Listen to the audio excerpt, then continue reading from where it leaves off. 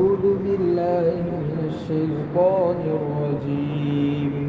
بسم الله الرحمن الرحيم.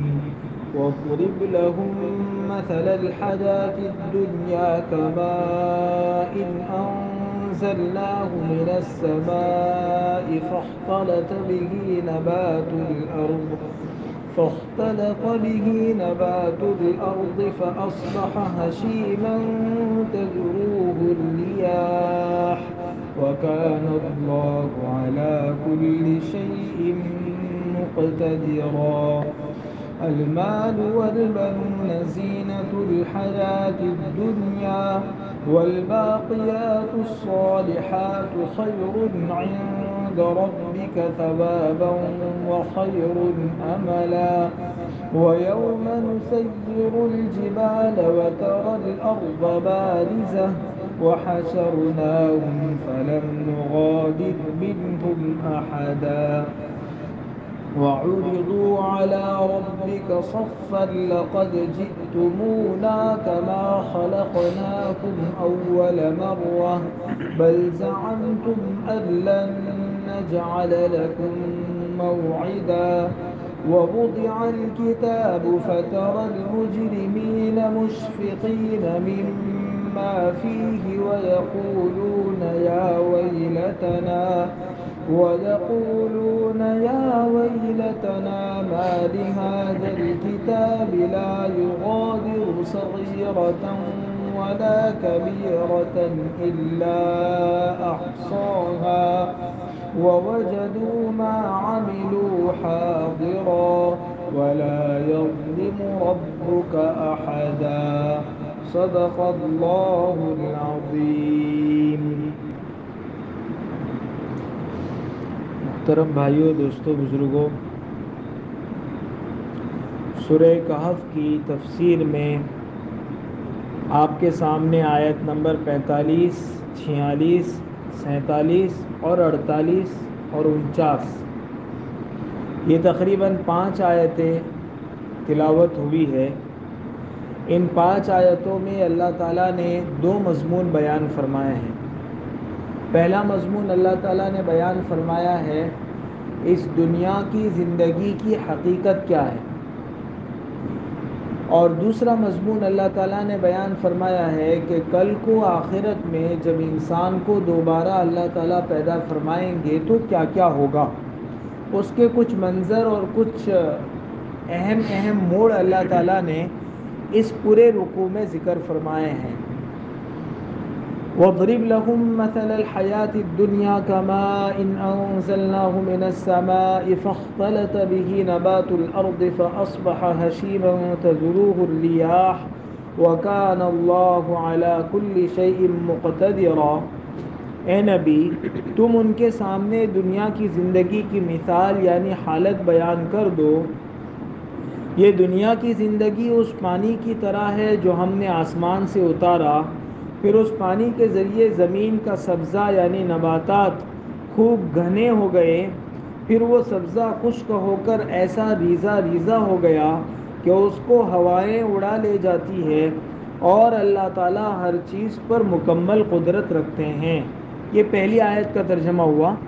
دوسری آیت ہے المال والبنون زینت الحیات الدنیا، کہ مال اور بیٹے دنیا کی زندگی کی رونق ہیں اور جو باقی رہنے والی نیکیاں ہیں. والباقیات الصالحات خیر عند ربک ثوابا وخیر املا، اور جو باقی رہنے والی نیکیاں ہیں وہ تمہارے رب کے نزدیک ثواب کے اعتبار سے بھی بہتر ہے اور امید وابستہ کرنے کے اعتبار سے بھی بہتر ہے. ان 2 آیتوں میں اللہ رب العزت نے اس دنیا کی زندگی کو سمجھایا ہے کہ دنیا کی زندگی حقیقت میں ہے کیا. یہ دنیا کی زندگی جس کو آدمی بہت زیادہ جس کی طرف دھیان دیتا ہے اور اپنی زندگی یوں سمجھتا ہے کہ یہی دنیا کی زندگی میری پہلی اور آخری زندگی ہے اور اس کے بعد کبھی دوبارہ زندگی نہیں آنے والی ہے، اور اس طرح زندگی گزارتا ہے گویا کہ اسے ایک دن مرنا نہیں ہے اور ایک دن اللہ کے پاس حاضر نہیں ہونا ہے. تو اس لیے اللہ رب العزت نے اس دنیا کی زندگی کی مثال دی ہے کھیت سے، کہ جیسے کھیت میں، باغ میں آسمان سے اللہ تعالیٰ پانی برساتے ہیں، کسان کھیت کے اندر بیج بوتا ہے، بیج بونے کے بعد اللہ تعالیٰ کی بارش برسنے کے بعد اس میں سے سبزہ اگتا ہے، کھیتی اگتی ہے، اور پھر ایک مدت کے بعد پہلے وہ کمزور ہوتی ہے، اس کی جو ہے وہ حفاظت کی جاتی ہے، پھر ایک مدت کے بعد دھیرے دھیرے وہ پوری کھیتی لہلہانے لگتی ہے اور اتنی خوبصورت ہو جاتی ہے کہ کسان کا دل کرتا ہے کہ بار بار اس کو دیکھتا رہے۔ جس کا کھیت ہوتا ہے، جب وہ کھیت بڑا ہو جاتا ہے، لہلہانے لگتا ہے، تو آدمی کو خوامخواہ دل کرتا ہے کہ وہاں جا کر بیٹھے اور اس کھیت کو دیکھتا رہے، اس کا جی خوش ہوتا ہے۔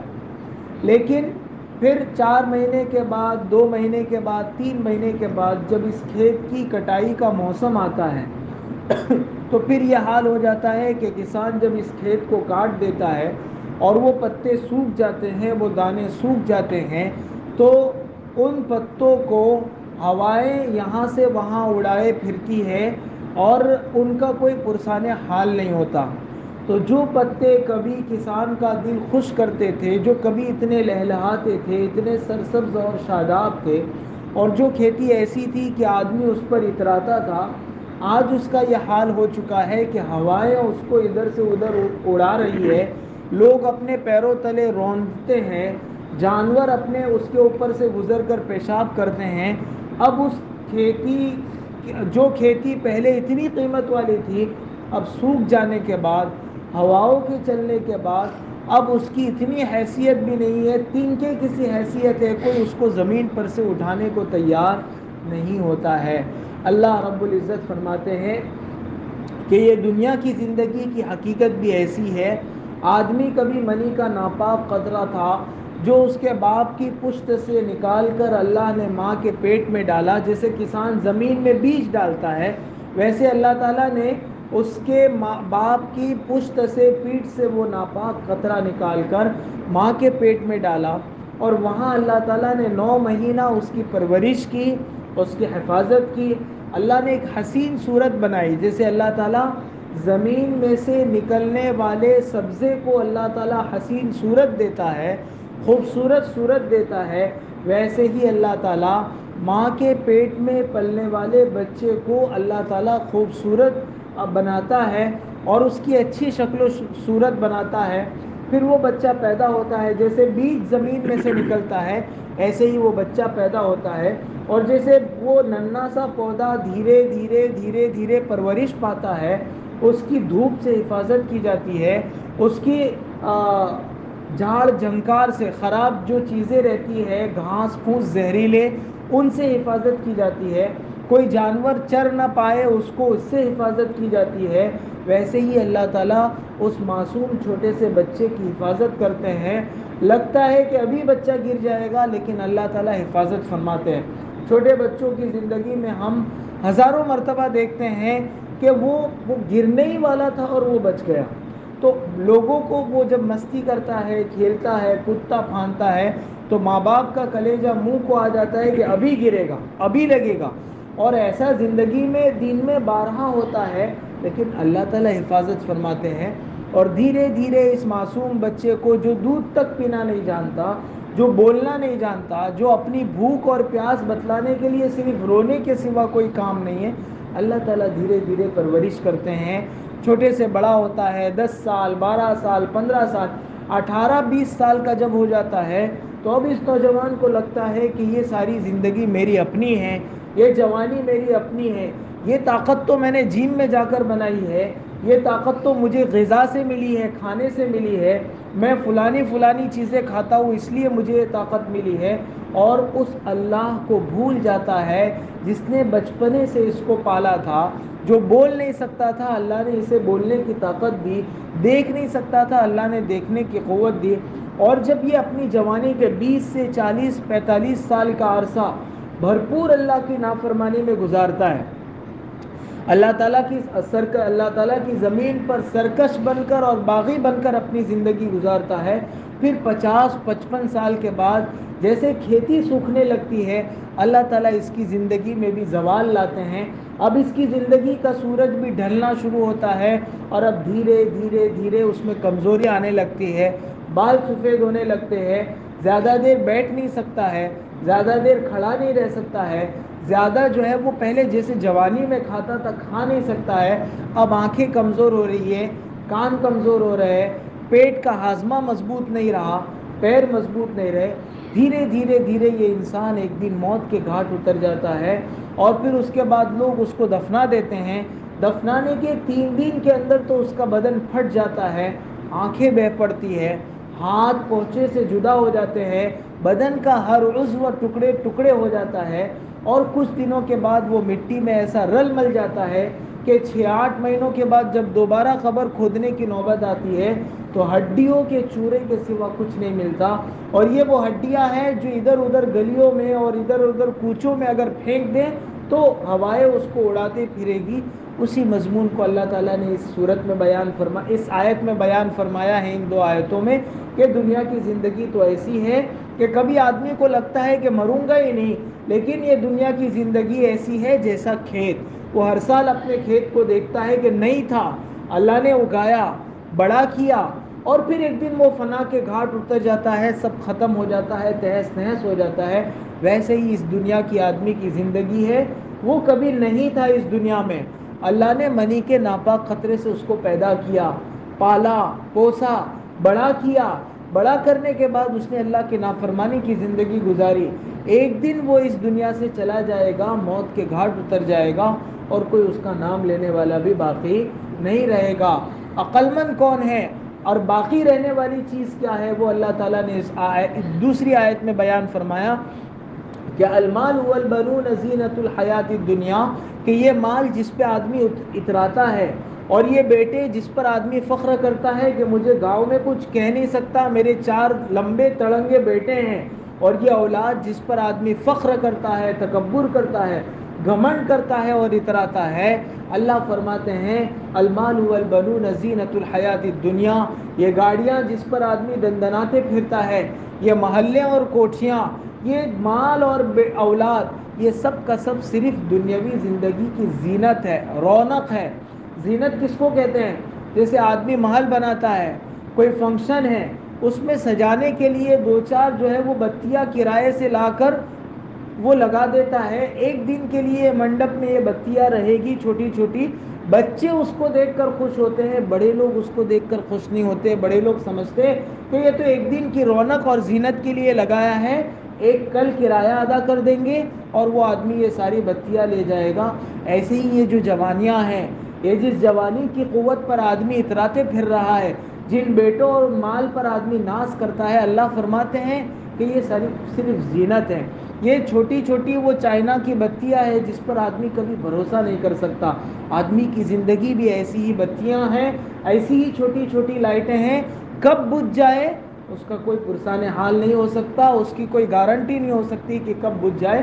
المال والبنون زینت الحیات الدنیا, کہ یہ مال اور اولاد تو دنیاوی زندگی کی صرف رونق ہے. تو پھر باقی رہنے والی چیز کیا ہے؟ اللہ فرماتے ہیں والباقیات الصالحات خیر عند ربک ثوابا وخیر عملا, باقی رہنے والی چیز نیک اعمال ہیں. کیا ہے باقی رہنے والی چیز؟ نیک اعمال باقی رہنے والی چیز ہیں.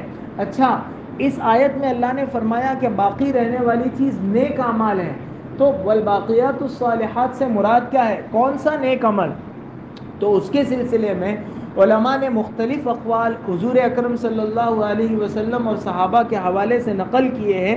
اس میں پہلا قول یہ نقل کیا جاتا ہے کہ اس باقی رہنے والے اعمال سے مراد ہیں لا الہ الا اللہ, سبحان اللہ, الحمدللہ, واللہ اکبر, ولا حول ولا قوت الا باللہ.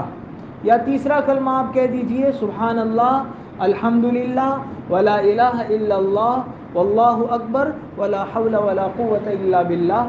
یہ باقی رہنے والے نیک اعمال میں سے ہیں. حدیث میں آتا ہے بعض روایتوں میں ہے، مسلم شریف کی روایت میں حضرت ابو ہریرہ رضی اللہ عنہ سے نقل کیا، اللہ کے رسول صلی اللہ علیہ وسلم نے ان کلمات کو پڑھ کر ارشاد فرمایا کہ دنیا میں سورج جتنی چیزوں پر اگتا ہے، یعنی جن جن چیزوں پر سورج کی روشنی پڑتی ہے، اور سورج کی روشنی کس کس چیز پر پڑتی ہے؟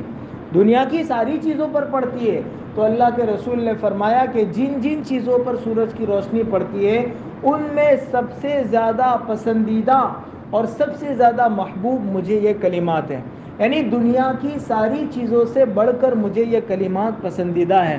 طبرانی کی روایت ہے، حضرت ابو الدرداء رضی اللہ عنہ نقل کرتے ہیں، حضور صلی اللہ علیہ وسلم نے فرمایا کہ جو ان کلمات کو پڑھتا ہے، سبحان اللہ، الحمدللہ، ولا الہ الا اللہ، واللہ اکبر، ولا حول ولا قوت الا باللہ، جو ان کلمات کو پڑھتا ہے اللہ تعالیٰ اس کے گناہ ایسے جھاڑ دیتے ہیں اور ایسے صاف کر دیتے ہیں جیسے پتجھڑ کے موسم میں درخت سے پتے گر جاتے ہیں۔ سال میں ایک موسم آتا ہے جس میں درخت پہ پتے نہیں رہتے، سارے درخت جو ہے وہ بغیر پتوں کے ہو جاتے ہیں ہوا کی وجہ سے، تو جیسے اس میں پتے بار بار گرتے ہیں، جو ان کلمات کو اللہ کے رسول صلی اللہ علیہ وسلم فرماتے ہیں پڑھے گا، اللہ تعالیٰ اس کے گناہ بھی ایسے ہی جھاڑ دیں گے۔ اور حضور صلی اللہ علیہ وسلم نے فرمایا کہ یہ کلمات جنت کے خزانوں میں سے ہیں، یعنی جنت کا بڑا خزانہ ہے یہ کلمات، اس لیے ان کلمات کو پڑھتے رہنا چاہیے۔ یہ کلمات، ان کلمات کے پڑھنے کی کیا قدر ہے یہ تو اس آدمی کو معلوم ہے جو اس دنیا سے چلا گیا اور ایک سبحان اللہ کہنے کا محتاج ہو گیا۔ آدمی اگر آج چاہے تو دن میں 10 مرتبہ، 100 مرتبہ، 50 مرتبہ، 300 مرتبہ، 1000 مرتبہ یہ کلمات چاہے تو پڑھ سکتا ہے، لیکن کل کو یہ آنکھیں بند ہو جانے کے بعد ایک مرتبہ کا سبحان اللہ بھی اگر چاہے گا تو نہیں پڑھ پائے گا۔ تو وہ مال جو فنا ہونے والا ہے، وہ اولاد جو ختم ہو جانے والی ہے، وہ زندگی جو ایک دن ختم ہو جانے والی ہے، اللہ فرماتے ہیں کہ اس کے مقابلے میں یہ کلمات پڑھو، یہ کلمات اور ان کا ثواب ہمیشہ ہمیش کے لیے باقی رہنے والا ہے۔ اور اس میں جو ولا حول ولا قوت الا باللہ آیا، حضرت جابر رضی اللہ عنہ فرماتے ہیں کہ لا حول ولا قوت الا باللہ 99 بیماریوں سے آدمی کو شفا دیتا ہے۔ کتنی بیماریوں سے؟ 99 بیماریوں سے آدمی کو شفا دیتا ہے۔ اور پھر حضرت جابر رضی اللہ عنہ فرماتے ہیں کہ سب سے ادنا اور سب سے کم درجے کی بیماری جس کو یہ آدمی کو شفا دیتا ہے، سب سے کم یہ ہے کہ آدمی کا ڈپریشن، ٹینشن، اس کا فکر، اس کا غم، اس کا ہم دور کر دیتا ہے۔ اس لیے کبھی ایسا ہوتا ہے کہ بہت سی مرتبہ آدمی کو بہت ٹینشن رہتا ہے، کچھ گھر کے حالات ہو جاتے ہیں، باہر کے حالات ہو جاتے ہیں، تو علماء کہتے ہیں حضرت جابر رضی اللہ عنہ کے اس فرمان کے حوالے سے کہ کثرت سے لا حول ولا قوت الا باللہ پڑھتا رہے تو اللہ تعالیٰ اس کا ٹینشن، اس کا ڈپریشن، اس کا غم اور اس کا افسوس اللہ تعالیٰ دور فرما دیں گے۔ اس لیے ان کلمات کو پڑھتے رہنا چاہیے۔ بعض حضرات نے فرمایا کہ والباقیات الصالحات، نیک باقی رہنے والے اعمال سے مراد ہے 5 وقت کی نمازیں، کہ یہ 5 وقت کی نمازیں وہ ہیں جو آخرت میں بھی باقی رہے گی اور اس پر اللہ کے ہاں اس کو بہت ثواب ملے گا۔ بعض حضرات نے فرمایا کہ اس سے مراد ہے مومن کی نیت اور ارادہ، کہ مومن جب کسی بھی عمل میں نیت اور ارادہ کرتا ہے تو اللہ تعالیٰ اس عمل کو ہمیشہ کے لیے باقی رکھتے ہیں اور اس کو اس کا ثواب عطا فرماتے ہیں۔ بعض حضرات نے یہ کہا کہ اس سے مراد ہے ایسے اعمال جن کا فائدہ آدمی کے مرنے کے بعد بھی جاری رہتا ہے۔ جیسے آدمی مر جاتا ہے تو اس کا دفتر نامہ اعمال کا بند ہو جاتا ہے، لیکن بعض اعمال وہ ہیں جن کا ثواب اس کو مرنے کے بعد بھی ملتا رہتا ہے۔ جیسے کہیں جو ہے وہ پانی کا کولر لگوا دیا، کہیں کنواں کھدوا دیا، مسجد میں قرآن رکھ دیا، لوگ پڑھیں گے اس کو ثواب ملے گا، تسبیح رکھ دی، لوگ پڑھیں گے اس کو ثواب ملے گا، راستہ بنا دیا، لوگ اس پر چل رہے ہیں، اس کو ثواب مل رہا ہے، کسی غریب کو گھر بنا کر دے دیا، وہ اس میں رہ رہا ہے، اس کو ثواب ملے گا۔ تو یہ ایسی چیزیں ہیں کہ مرنے کے بعد بھی آدمی کو اس کا ثواب ملتا رہتا ہے۔ اس کو کہتے ہیں اعمال جاریہ، صدقہ جاریہ کے کام۔ تو ایسے کام جن کے آدمی کے مرنے کے بعد بھی ایسے ہی حضور صلی اللہ علیہ وسلم نے ایک حدیث میں فرمایا کہ نیک اولاد یہ بھی آدمی کے مرنے کے بعد اپنے باپ کے لیے دعا کرتی ہے، صدقہ کرتی ہے، تو باپ کو مرنے کے بعد بھی اس کا ثواب ملتا رہتا ہے۔ اب آدمی اپنے باپ کی نیک اولاد ہے یا نہیں ہے، اس کا تھرمامیٹر کیا ہے؟ اس کا تھرمامیٹر یہ ہے کہ اپنے باپ کے مرنے کے بعد وہ اپنے والد کے لیے دعا کرتا ہے یا نہیں کرتا۔ اگر دعا نہیں کرتا، ایصال ثواب نہیں کرتا، تو سمجھو یہ اپنے باپ کی نیک اولاد نہیں ہے۔ اگر دعا کرتا ہے اور ایصال ثواب کرتا ہے تو وہ ثواب اس کے والد کو مرنے کے بعد بھی پہنچتا ہے۔ اور بعض روایتوں میں یہ ہے کہ یہ جو والباقیات الصالحات ہیں، اس سے پہلے اللہ نے فرمایا المال والبنون، کہ مال اور بیٹے، بیٹیوں کا اللہ نے تذکرہ نہیں فرمایا، عورتوں کا۔ تو والباقیات الصالحات سے مراد ہیں نیک لڑکیاں، جو باپ کی نیک لڑکیاں ہوتی ہیں وہ مراد ہے۔ اور یہ نیک لڑکیاں اللہ تعالیٰ کے یہاں، حضرت عائشہ رضی اللہ عنہا کی روایت ہے کہ ایک آدمی کے بارے میں اللہ تعالیٰ جہنم میں بھیجنے کا فیصلہ کر دیں گے کہ اس کو جہنم میں ڈال دو، بہت بیکار زندگی گزار کے آیا ہے، بہت نافرمانی کی ہیں۔ جب اس کو جہنم میں ڈالے جانے کا موقع آئے گا تو اس کی جو نیک بچیاں تھیں، نیک لڑکیاں تھیں، وہ اپنے باپ سے چمٹ جائے گی اور اللہ کے حضور فریاد کرے گی کہ اللہ یہ میرا باپ ہے، یہ ہمارا باپ ہے، اور اس نے دنیا میں ہمیں بہت اچھے طریقے سے پالا پوسا تھا، ہماری اچھے طریقے سے پرورش کی تھی، ہمیں جو ہے وہ اسلامی تعلیم کے اعتبار سے ہمیں ساری چیزیں سکھائی تھی، اسی باپ کی برکت سے ہم نیکیوں پر آئے ہیں، ہم اپنے باپ کو جہنم میں بھیجنا نہیں چاہتے ہیں، آپ سے سفارش کرتے ہیں کہ ہمارے باپ کو جہنم سے نجات دے دیجئے۔ اللہ تعالیٰ ان نیک بچیوں اور لڑکیوں کی فریاد سن کر اس باپ کے لیے جس کو جہنم میں جانے کا فیصلہ ہو چکا ہے، اللہ تعالیٰ جو ہے وہ ان بچیوں کی سفارش پر اسے جنت پہ بھیج دیں گے۔ اس لیے بعض علماء تفسیر قرطبی میں حضرت عبید ابن عمیر کے حوالے سے یہ لکھا ہے کہ والباقیات الصالحات سے مراد ہیں نیک لڑکیاں۔ اس لیے اگر کسی کو صرف بچیاں ہی بچیاں ہیں، بچے نہیں ہیں، لڑکے نہیں ہیں، تو دنیا جو ہے وہ آ کر تسلی دیتی ہے کہ کوئی بات نہیں، تسلی دینے کی کوئی ضرورت نہیں ہے اور اپنے آپ میں غم منانے کی کوئی ضرورت نہیں ہے۔ یہی بچیاں کل کو اس باپ کے لیے جہنم سے چھٹکارے کا انشاءاللہ ذریعہ بنے گی۔ ہمارے ایک ساتھی ہیں، ان کو 4 لڑکیاں ہوئی پے در پہ، 1 2 3 4 لڑکیاں ہوئی، تو کوئی ان کو تسلی دینے کے لیے گیا تو انہوں نے کہا کہ تسلی کی کیا بات ہے، یہ بچیاں تو میرے گھر میں رحمت بن کر آئی ہے، اور ہم وہ لوگ نہیں ہیں جو بچوں سے محبت کرتے ہیں اور بچیوں سے محبت نہیں کرتے ہیں، یہ بچیاں میرے گھر میں رحمت ہیں، اور مجھے حضور اکرم صلی اللہ علیہ وسلم کی سنت پر عمل کرنے کی توفیق ہو گئی۔ حضور صلی اللہ علیہ وسلم کی بھی 4 بیٹیاں تھیں، میری بھی 4 بیٹیاں ہیں۔ تو ایسا سوچنے والے بھی ہیں اس دنیا میں، اور ایسا سوچنے والے بھی اس دنیا میں ہیں جو یہ سوچتے ہیں کہ یہ بچی آ گئی، کہاں سے کھلاؤں گا، کیسے پالوں گا، اگر اس نے کچھ کر لیا میری عزت پر بٹا لگ جائے گا، اور ایسے غلط خیال سوچتے ہیں۔ یاد رکھنا یہی نیک بچیاں کل کو اس باپ کے لیے جب کوئی سہارا نہیں ہوگا، ماں اور باپ اور بیٹے اور بھائی اور کوئی سہارا، حتیٰ کہ بیوی بھی سہارا نہیں بنے گی، اس وقت یہ نیک لڑکیاں سہارا بن سکتی ہیں۔ بہرحال والباقیات الصالحات کے سلسلے میں علماء کے مختلف اقوال ہیں۔ سب سے اچھا قول یہ ہے کہ اس میں سارے نیک اعمال مراد ہیں، جتنے بھی آدمی نیک اعمال کرتا ہے وہ سب کے سب دنیاوی زندگی کے مقابلے میں ہمیشہ کے لیے باقی رہنے والے ہیں۔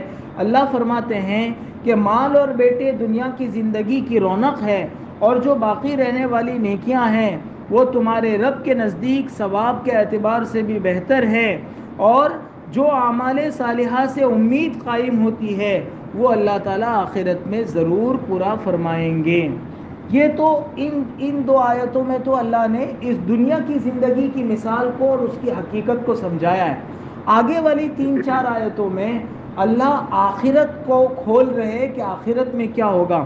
بڑی دردناک اور بڑی ڈرا دینے والی آیتیں ہیں۔ اللہ فرماتے ہیں وَيَوْمَ نُسَيِّرُ الْجِبَالَ وَتَرَى الْأَرْضَ بَارِزَةً وَحَشَرْنَاهُمْ فَلَمْ نُغَادِرْ مِنْهُمْ أَحَدًا، اور اس دن کا غم کرو جس دن ہم تمام پہاڑوں کو چلائیں گے، اور تو زمین کو دیکھے گا کہ میدان بنی ہوئی ہے، اور ہم ان سب لوگوں کو جمع کریں گے اور ہم ان میں سے کسی ایک کو بھی نہیں چھوڑیں گے۔ جب قیامت آئے گی، حضرت اسرافیل علیہ السلام سور پھونکیں گے تو یہ پہاڑ روئی کے گالوں کی طرح اڑیں گے اور ساری دنیا تہس نہس ہو جائے گی، سورج چاند ستارے زمین آسمان سب ٹوٹ پھوٹ جائے گا، اور سب انسان مر جائیں گے. انسان نہیں، جنات، جانور، مخلوق، ہر جاندار، حتیٰ کہ فرشتے بھی مر جائیں گے سب. صرف جو ہے وہ اسرافیل باقی رہیں گے اور اللہ تعالیٰ ان کو بھی جو ہے وہ مار دیں گے. پھر ان کو اللہ تعالیٰ دوبارہ زندہ کریں گے اور پھر وہ دوبارہ سور پھونکیں گے. اس وقت سارے انسان، حضرت آدم سے لے کر قیامت تک آنے والے سارے انسان اپنی اپنی قبروں سے اللہ تعالیٰ دوبارہ ان کا بدن بنا دیں گے اور سب جو ہے وہ دوبارہ اٹھیں گے. اس کو کہتے ہیں حشر. اور اسی حشر کا کافر لوگ انکار کرتے تھے کہ ایسا کیسے ہو سکتا ہے کہ ہم مٹی میں مل جائیں اور دوبارہ. اللہ تعالیٰ کافروں کو دھمکا رہے ہیں ان آیتوں میں، گنہگاروں کو ڈرا رہے ہیں کہ ایک دن آئے گا تم سب ہمارے سامنے دوبارہ مٹی میں رل مل جانے کے باوجود، ہڈی اور چورا چورا ہو جانے کے باوجود دوبارہ ہم تم کو بنا کر اللہ کے دوبارہ ہم تمہیں اپنے سامنے کھڑا کر دیں گے. اور زمین کیسی ہوگی؟ ابھی زمین اونچی نیچی ہے. اس دن جب اللہ تعالیٰ دوبارہ حضرت اسرافیل سے سور پھونکوائیں گے، اس وقت زمین چٹیل میدان ہوگی اور میدان میں کوئی آدمی چھپ نہیں سکتا ہے. چھپنے کے لیے اونچی نیچی جگہ چاہیے. تو اللہ تعالیٰ اس طرح زمین کو چٹیل کر دیں گے کہ کوئی کہیں بھی چھپ نہیں پائے گا اور کوئی اللہ کی نگاہ سے بچ کر جانے نہیں پائے گا. وَحَشَرْنَاهُمْ فَلَمْ نُغَادِرْ مِنْهُمْ أَحَدًا. اور جب لوگ اٹھیں گے اپنی اپنی قبروں سے، روایتوں میں آتا ہے کہ سب کے سب جو ہے وہ برہنہ ہوں گے، ننگے ہوں گے، بدن پر کسی کے کپڑا نہیں ہوگا، پیروں میں چپل نہیں ہوں گے، حتیٰ کہ جو بچے کے پیدا کرنے کے بعد جو ختنہ کرنے کے موقع سے جتنی چمڑی کا حصہ کاٹا جاتا ہے وہ چمڑی کا حصہ بھی اللہ تعالیٰ واپس لگا دیں گے کہ جیسے تم اس دنیا میں آئے تھے ویسے ہی ہم تم کو دوبارہ پیدا کریں گے. بچہ جب ماں کے پیٹ سے نکلتا ہے اس پہ کپڑا نہیں ہوتا، اس کے پیروں میں چپل نہیں ہوتے ہیں، اس کا ختنہ کیا ہوا نہیں ہوتا ہے. اللہ تعالیٰ جب دوبارہ اٹھائیں گے تو سب کے سب برہنہ ہوں گے.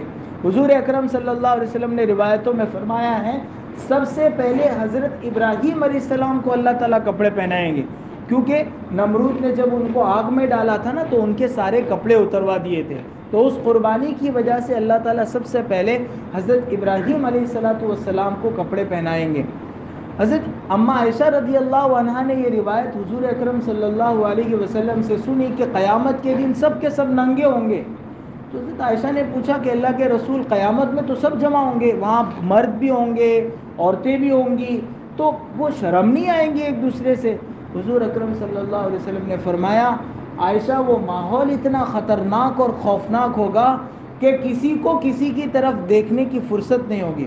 بعض روایتوں میں آتا ہے کہ اتنا زیادہ ہولناک اور خوفناک وہ منظر ہوگا کہ آدمی ڈر کے بارے اوپر ہی دیکھے گا، نیچے دیکھے گا ہی نہیں، اڑوس پڑوس کسی نے اوپر ہی دیکھے گا. جب آدمی ہینگ ہو جاتا ہے، کوئی خوفناک منظر اس کے سامنے آتا ہے یا کبھی بہت غم اس پر سوار ہو جاتا ہے تو گھر میں بھی آپ دیکھیں گے کہ وہ آدمی وہ پڑا پڑا دیکھتے رہتا ہے. تو اتنا ڈراؤنا وہ منظر ہوگا کہ آدمی سب انسانوں کی نگاہیں اوپر کو اٹھی ہوئی ہوگی، باوجود ننگے ہونے کے کوئی کسی کو دیکھنے کے لیے تیار نہیں ہوگا. اور کیسے اللہ تعالیٰ حشر فرمائیں گے، اللہ حفاظت فرمائیں. ایک روایت میں حضور نے فرمایا کہ سب انسانوں کے 3 حصے ہو جائیں گے. کچھ لوگ وہ ہوں گے جو اپنی قبر سے اٹھ کر گھوڑے پر سوار ہو کر اللہ کے یہاں جائیں گے، نیک لوگ. کچھ لوگ وہ ہوں گے جو پیدل چل کر جائیں گے اور کچھ گنہگار وہ ہوں گے جو اللہ کے یہاں سر کے بل چل کر جائیں گے، سر کے بل چلیں گے. اب سر کے بل کیسے چلتا ہے؟ آدمی ہاتھ سے تو الٹا چل سکتا ہے، پیر سے چل سکتا ہے، سر کے بل کیسے چلے گا؟ تو حضور اکرم صلی اللہ علیہ وسلم سے ایک صحابی نے پوچھا تو حضور صلی اللہ علیہ وسلم نے فرمایا جو اللہ آج تمہیں ان پیروں سے چلاتا ہے وہ اللہ اس دن مجبور کرے گا گنہگاروں کو کہ گنہگار سر کے بل چلیں گے، اور آدمی گھسٹتا اپنی چمڑیاں پھاڑتا پھاڑتا اللہ کے حضور حاضر ہوگا. آگے والی آیت میں اللہ فرماتے ہیں وَعُرِضُوا عَلَىٰ رَبِّكَ صَفًّا، کہ صف در صف تم سب کو اپنے پروردگار کے حضور پیش کیا جائے گا. لَقَدْ جِئْتُمُونَا كَمَا خَلَقْنَاكُمْ أَوَّلَ مَرَّةٍ، اور اللہ کافروں سے اور گنہگاروں سے فرمائیں گے کہ دنیا میں تو ایسی زندگی گزارتے تھے کہ کبھی مرنا ہی نہیں ہے، کبھی اللہ کو جواب دینا ہی نہیں ہے. لَقَدْ جِئْتُمُونَا، ہم نے تم کو دوبارہ یہاں لے آئے. کیسا؟ کما خلقناکم اول مرہ، جیسا ہم نے تم کو پہلی مرتبہ پیدا کیا. روایتوں میں ہے کہ تب تک آدمی جنت یا جہنم میں نہیں جائے گا جب تک اپنے اللہ کے سامنے اکیلے میں اللہ کے سامنے کھڑا نہ ہو. یعنی ایسا نہیں ہے کہ جماعت جماعت کا حساب ہوگا. ایک ایک فرد کو اللہ اپنے سامنے کھڑا کریں گے اور پوچھیں گے کہ زندگی میں نے دی تھی کیا کر کے آئے, میں نے علم دیا تھا اس پر کتنا عمل کیا, جوانی دی تھی اس کو کہاں کھپایا, مال کمایا تھا کہاں سے اور خرچ کہاں کیا. یعنی ہر فرد سے ایک ایک جو ہے وہ اللہ تعالیٰ, یہ عدالتوں میں ہوتا ہے کبھی کبھی ایسا ہوتا ہے جیسے کچھ فساد ہو گیا, کچھ ہو گیا, کوئی بڑا میٹر ہو گیا, کیس ہو گیا, تو 25-50 کو ایک ساتھ جو ہے وہ جج بلاتا ہے, ہاں بھائی سب ایک ساتھ کھڑے ہو جاؤ, کیا مسئلہ ہے, ہاں ٹھیک ہے. تو اس میں جو ہے وہ اتنا خوف نہیں طاری ہوتا ہے. اللہ فرماتے ہیں کہ پوری جماعت کو نہیں بلائیں گے, فرادا. دوسری آیت میں اللہ نے ہے لقد جئتمونا فرادا, کہ ہم تم کو تنہا اپنے پاس بلائیں گے. ہر آدمی کو اکیلے میں اللہ کے سامنے کھڑا ہونا ہے اور اپنی زندگی کا حساب دینا ہے.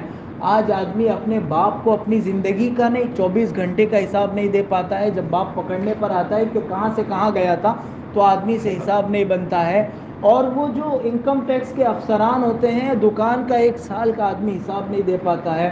اس اللہ کے سامنے اکیلے کھڑے ہو کر, اللہ کے روبرو کھڑے ہو کر اپنی پوری زندگی کا حساب دینا ہے کہ کیسے دے پائے گا. اس لیے ہمیشہ اللہ سے دعا کرنی چاہیے کہ اللہ ہمیں حساب کتاب کے بغیر جنت میں داخل فرما. 2 قسم کے لوگ آئیں گے. ایک تو وہ ہوں گے جو اللہ کے سامنے آئیں گے, اللہ تعالیٰ کوئی سوال نہیں فرمائیں گے, کہا چلو بھیج دو ان کو جنت میں.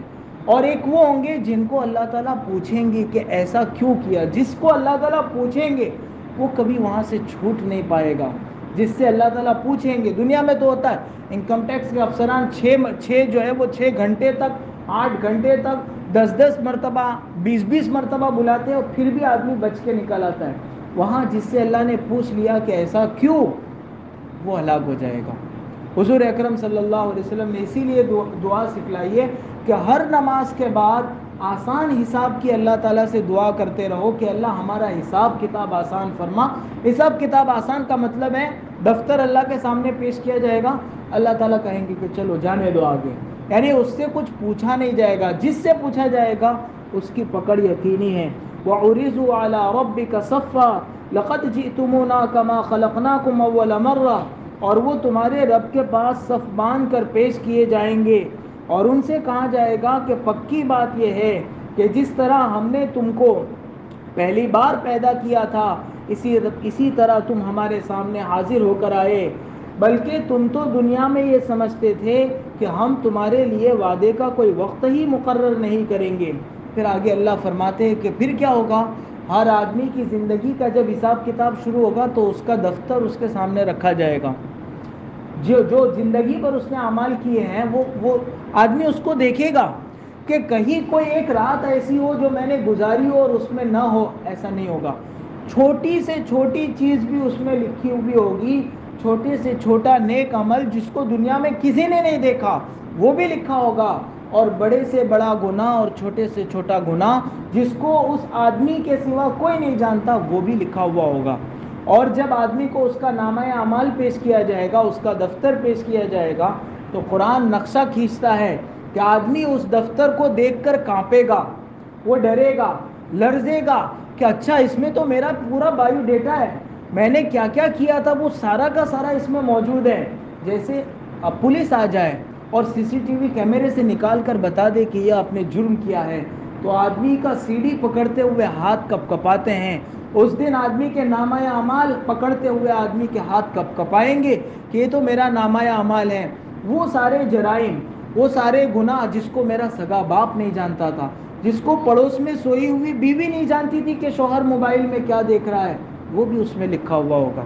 ایک ایک چیز اللہ تعالیٰ اس میں لکھ دیں گے, اور آدمی اس وقت افسوس کرے گا کہ یا ویلتنا ما لہذا الکتاب, کہ اس کتاب کو کیا ہو گیا, اس دفتر کو کیا ہو گیا, ہائے میری بربادی. لا یغادر صغیرۃ ولا کبیرۃ الا احصاها, کہ اس نے نہ کوئی چھوٹا گناہ چھوڑا ہے نہ کوئی بڑا گناہ چھوڑا ہے, سب کے سب اس میں لکھا ہوا ہے. اللہ فرماتے ہیں ووجدوا ما عملوا حاضرا, دنیا کی زندگی میں جو کیا تھا وہاں سب کا سب اللہ کے سامنے حاضر پائیں گے. کیسے حاضر پائیں گے؟ سوال ہو سکتا ہے کہ اتنے چھوٹے سے دفتر میں ساری زندگی کیسے آئے گی؟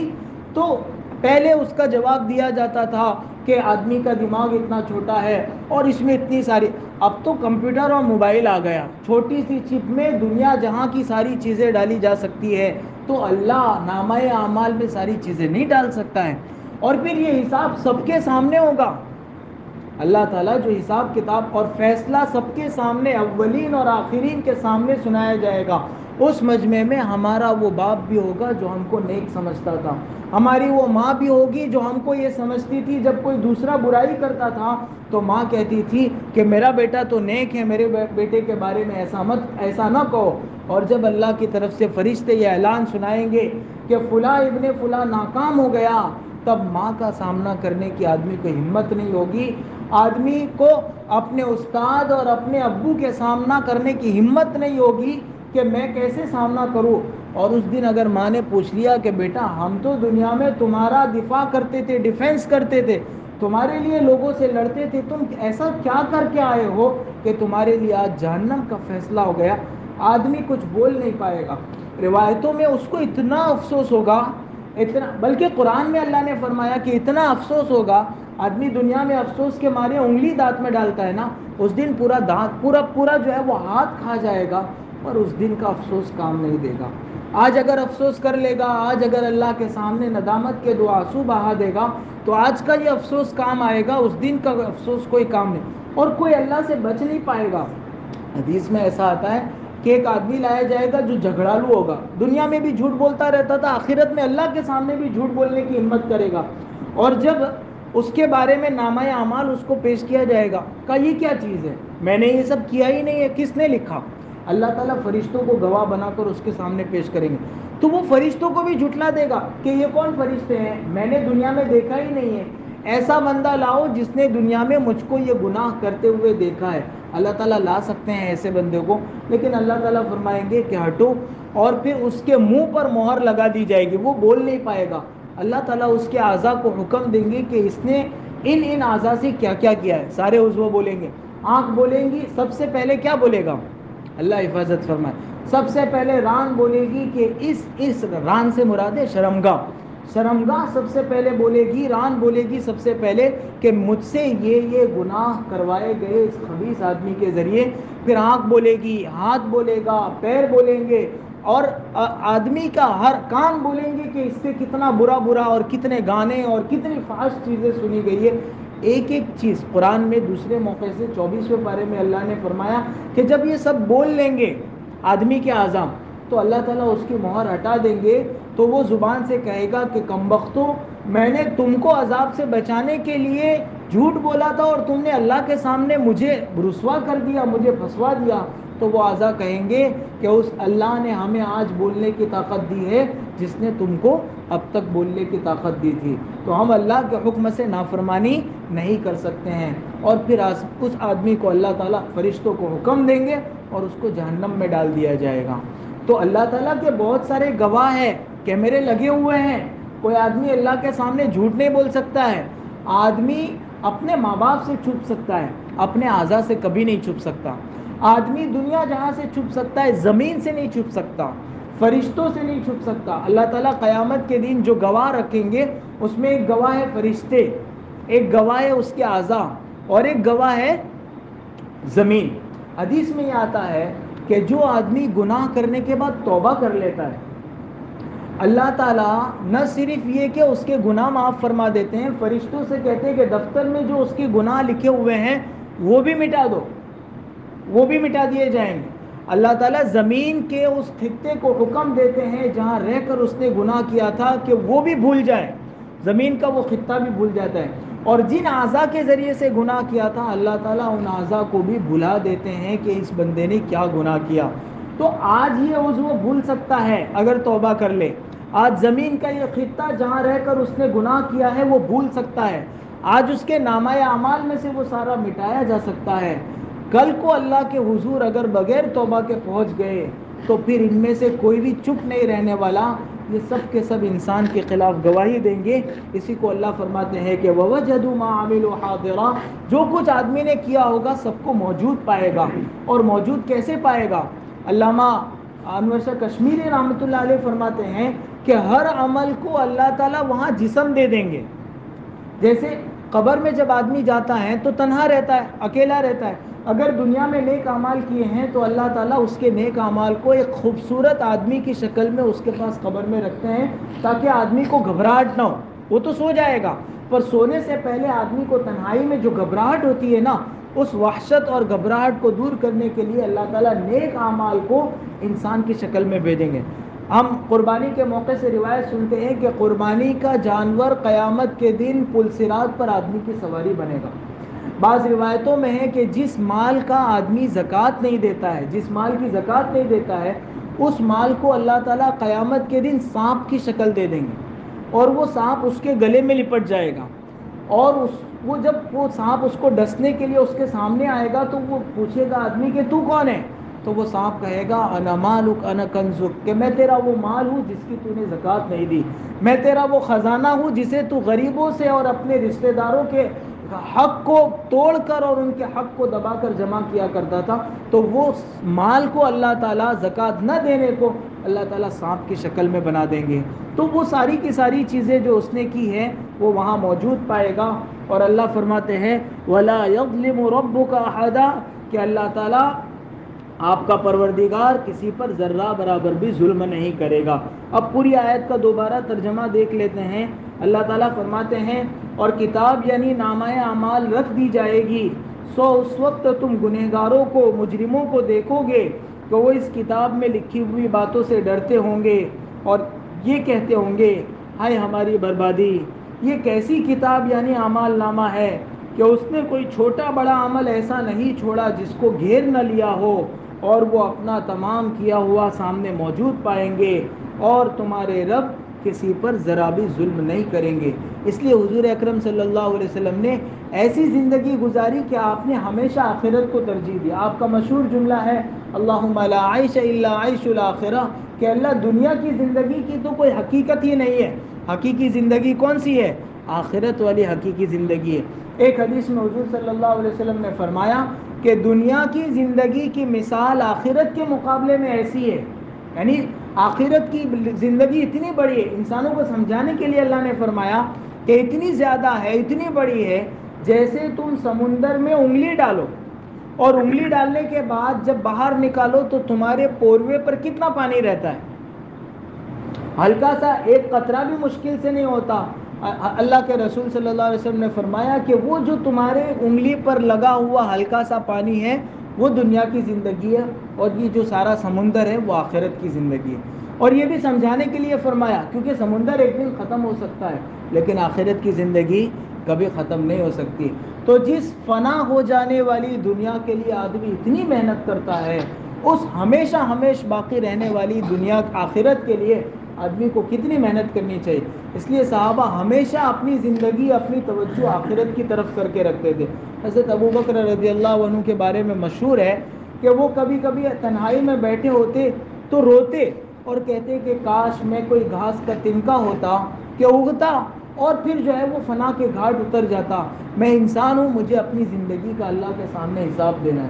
کبھی کہتے کہ میں گھاس کا تنکا ہوتا جسے بکری چر کے کھا لیتی, کبھی کہتے کہ میں مومن کے بدن کا بال ہوتا جسے کوئی حساب کتاب نہیں دینا ہے.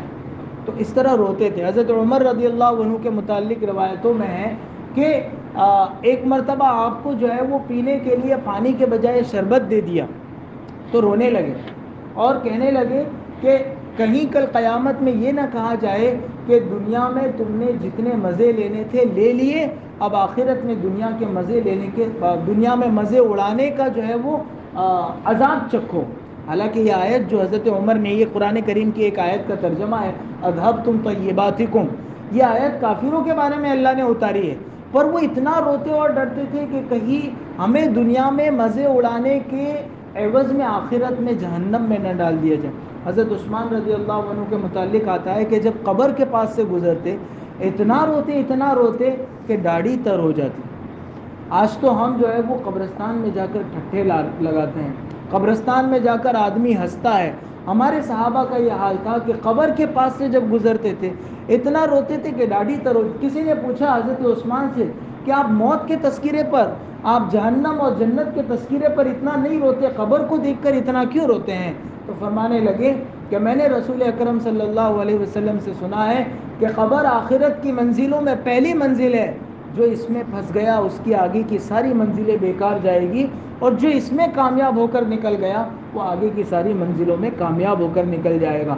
حضرت علی رضی اللہ عنہ کے متعلق ان کے ایک شاگرد زرار ابن زمرہ فرماتے ہیں کہ جب رات ہو جاتی، سب لوگ اپنے اپنے گھروں میں چلے جاتے، تو حضرت علی مسجد میں آتے ہیں اور مسجد کی صف پر بیٹھ کر نماز پڑھتے، کھڑے رہ کر نماز پڑھتے، اور پوری رات نماز پڑھنے کے بعد جب تہجد کا وقت ہو جاتا تو اللہ کے سامنے روتے، اور اللہ کے سامنے یوں ایسے تڑپتے گویا کہ سانپ کا ڈسا ہوا تڑپتا ہے، جس کو سانپ ڈس لیتا ہے نا اس کو کسی لمحہ چین نہیں ہوتا، ایسے تڑپتے، اور دنیا سے یہ کہتے کہ دنیا تو مجھے دھوکے دینے کے لیے آئی ہے، میں تیرے دھوکے میں کبھی نہیں آؤں گا، میں نے تجھ کو 3 طلاق دے دی ہے، میں کبھی تیری طرف آنکھ اٹھا کر نہیں دیکھوں گا۔ اور پھر افسوس کرتے کہ آخرت کے اعمال کا توشہ بہت تھوڑا ہے، اور یہ دنیا کی زندگی بہت تھوڑی ہے، اور آخرت کی زندگی بہت لمبی ہے، اور میں نے اس کے لیے کوئی توشہ اختیار نہیں۔ حضرت علی نے تو توشہ کر لیا تھا۔ حضور نے فرمایا تھا کہ علی، جنت میں تیرا گھر میرے گھر کے بازو میں ہوگا۔ ان کی جنت بن گئی تھی پھر اتنا روتے تھے۔ میری اور آپ کی آخرت کا کوئی ٹھکانہ نہیں ہے کہ کیا ہمارے متعلق فیصلہ ہوگا۔ تو ہمیں کتنا اپنی زندگی کے سلسلے میں احتیاط برتنا چاہیے، کتنا پچھلی زندگی پر رونا چاہیے۔ جو آج روئے گا کل کو کام آئے گا، جو کل خون کے آنسو بھی روئے گا تو کام نہیں آئے گا۔ اللہ تعالیٰ نے اس پورے رکوع میں دنیاوی زندگی کی حقیقت کو بیان کیا اور آخرت کے کچھ مناظر پیش کیے، تاکہ دنیا میں رہتے ہوئے آدمی ہمیشہ اپنی آخرت کو یاد رکھے۔ اللہ تعالیٰ ہم سب کو اپنی آخرت کو یاد رکھ کر زندگی گزارنے کی توفیق عطا فرمائے۔ جو کلمات آئے ہیں، تیسرا کلمہ اسے پڑھتے رہنا چاہیے۔ کل کو آدمی کی جب آنکھیں بند ہو جائے گی تو آدمی ایک ایک نیکی کا محتاج ہو جائے گا۔ سبحانک اللہم و بحمدک و تبارک اسمک و تعالی جدک و لا الہ غیرک۔ اللہم صلی علی سیدنا و مولانا محمد و علی آل سیدنا و مولانا محمد کما صلیت علی ابراہیم و علی آل ابراہیم انک حمید مجید۔ اللہم بارک علی سیدنا و مولانا محمد و علی آل سیدنا و مولانا محمد کما بارکت علی ابراہیم و علی آل ابراہیم انک حمید مجید۔ ربنا ظلمنا انفسنا وان لم تغفر لنا وترحمنا لنکونن من الخاسرین۔ ربنا ظلمنا انفسنا وان لم تغفر لنا وترحمنا لنکونن من الخاسرین۔ اے اللہ ہم سب کے گناہوں کو معاف فرما، اللہ ہماری خطاؤں سے درگزر فرما، اللہ آج تک کی زندگی تیری نافرمانی میں گزاری ہے، اللہ ہمارے اس جرم عظیم کو معاف فرما۔ اے اللہ بدن کا کوئی عضو ایسا نہیں ہے جس سے آپ کی نافرمانی نہ کی ہو۔ اللہ کل کو یہ اعضاء آپ کے سامنے بولیں گے، اللہ یہ ہمارے خلاف گواہی دیں گے، اللہ فرشتے ہمارے خلاف گواہی دیں گے، اللہ یہ انگلیاں بولے گی کہ موبائل پر کیا کیا لکھا تھا اور کیا کیا دیکھا تھا، اللہ یہ پاؤں گواہی دیں گی کہ کہاں کہاں چلے تھے، اللہ یہ ہاتھ گواہی دیں گی کہ کن کن ناجائز چیزوں کو چھویا تھا، اے اللہ اس زمین کا یہ ٹکڑا گواہی دے گا کہ اس کے اوپر کیا کیا نافرمانی کی تھی، اے اللہ نامہ اعمال میں ہماری ایک ایک چیز لکھی جا رہی ہے، اے اللہ ہم اپنی پچھلی زندگی سے توبہ کرتے ہیں، اے اللہ سچی پکی توبہ کرتے ہیں، اے اللہ ہمارے اعضاء کو ہمارے برے اعمال اور گناہ بھلا دیجئے، اے اللہ زمین کے خطوں سے بھلا دیجئے، اے اللہ ہماری انگلیوں سے بھلا دیجئے، اے اللہ نامہ اعمال سے مٹا دیجئے، اے اللہ فرشتوں کو بھلا دیجئے، اے اللہ قیامت کے دن اے اللہ ہمارا شمار ان لوگوں میں فرمانا جن کو تو بغیر حساب اور کتاب کے جنت میں داخل کرنے والا ہے، اے اللہ ہمیں بغیر حساب اور کتاب کے جنت الفردوس میں دخول اولین نصیب فرما، اے اللہ بغیر حساب و کتاب کے جنت الفردوس میں دخول اولین نصیب فرما۔ اللہ تیرے نبی نے فرمایا ہے کہ اللہ سے اپنے حساب کے آسان ہونے کا سوال کرو، اللہ تیرے پیارے نبی کے کہنے کے مطابق ہم سب تجھ سے اپنے حساب کے آسان ہونے کا سوال کرتے ہیں، اللہ ہمارا حساب کتاب آسان فرما دیجئے، اللہ ہمیں پتہ ہے کہ ہمارے نامہ اعمال میں کچھ نہیں ہے، اللہ ہمارے پاس ایک سجدہ نہیں ہے جس میں آپ کے سوا کسی اور کا خیال نہ آیا ہو، اللہ ہم آپ کے سامنے جھک کر بھی دنیا سوچتے رہتے ہیں، اللہ ہمارے پاس تو کچھ بھی نیک عمل نہیں ہے سوائے تیرے پاک نبی کریم صلی اللہ علیہ وسلم کے وسیلے کے. اللہ ان کے واسطے سے ہم تجھ سے دعا مانگتے ہیں. اللہ ہمارا حساب کتاب آسان فرما دیجئے. اللہ قبر کے عذاب سے ہماری حفاظت فرما دیجئے. اللہ آخرت کی اس پہلی منزل کو اللہ عافیت کے ساتھ پار فرما دیجئے. اللہ اس دنیا میں رہ کر نیک اعمال کرنے کی توفیق عطا فرما. برے اعمال اور گناہوں سے ہماری حفاظت فرما. اللہ ہم ہر مرتبہ نیتیں کرتے ہیں اور اے اللہ پھر ہماری نیتیں ٹوٹ جاتی ہے. اللہ ہم کمزور ہیں, ہماری نیتیں بھی کمزور ہے. اللہ ہمیں آئندہ گناہ کا موقع ہی نصیب نہ فرمائیو. اللہ ہم گناہ کا موقع دیکھ کر اس پر ٹوٹ پڑتے ہیں میرے مولا. اللہ ہم گناہ کا موقع دیکھ کر چوک نہیں پاتے ہیں. اللہ آئندہ ہمیں گناہ کا موقع ہی نصیب نہ کرنا. اللہ ہمیں نیک اعمال کرنے کی توفیق عطا فرما. نیک دوستوں کی صحبت میں رہنے کی توفیق عطا فرما. اللہ والوں کی مجلس میں جاتے رہنے کی توفیق عطا فرما. قرآن کی تلاوت کرنے کی توفیق عطا فرما. اللہ نماز قضا کرنے سے ہماری حفاظت فرما. اللہ نماز قضا کرنے سے ہماری حفاظت فرما. اے اللہ اس دنیا میں تیری اور تیرے رسول صلی اللہ علیہ وسلم کی رضامندی والی زندگی گزارنے کی توفیق عطا فرما. اللہ آخرت کے عذاب سے ہماری حفاظت فرما. اللہ اس دن مجرموں کی صف میں کھڑے رہنے سے ہماری حفاظت فرما. اللہ اس دن نیکوکاروں کی جماعت میں ہم کو شامل فرما. اللہ جو گھوڑوں پر سوار ہو کر تیرے سامنے پیش ہو اللہ ایسے لوگوں میں شامل فرما. اللہ سر کے بل چل کر تیرے پاس آنے سے ہماری حفاظت فرما. اللہ اپنے غضب سے ہماری حفاظت فرما. اللہ اپنی رحمت اور اپنا فضل ہمیں عطا فرما.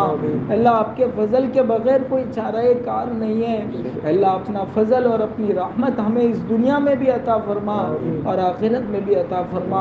اے اللہ یہاں موجود تیرے تمام بندوں کی جائز اور نیک مرادیں پوری فرما. جو ہمارے رشتہ دار گزر چکے ہیں اللہ ان کی قبروں کو اللہ رحمتوں اور مغفرتوں اور نور سے ڈھانپ لے. اے اللہ ہم سب کو اچھی زندگی گزار کر آخرت کے واسطے تیاری کرنے کی توفیق عطا فرما. نبی اکرم صلی اللہ علیہ وسلم نے خیر کی لائن سے جتنی دعائیں مانگی اور بتلائیں ہمیں اور پوری امت کو عطا فرما. جن شرور سے پناہ چاہیے ان سے ہماری اور پوری امت کی حفاظت فرما. محض اپنے فضل و کرم سے اور حضور پاک صلی اللہ علیہ وسلم کے صدقہ طفیل ہماری دعاؤں کو قبول فرما. ربنا تقبل منا انك انت السميع العليم وتب علينا انك انت التواب الرحيم. وصلى الله تعالى على خير خلقه سيدنا ومولانا محمد وآله وأصحابه أجمعين برحمتك يا أرحم الراحمين.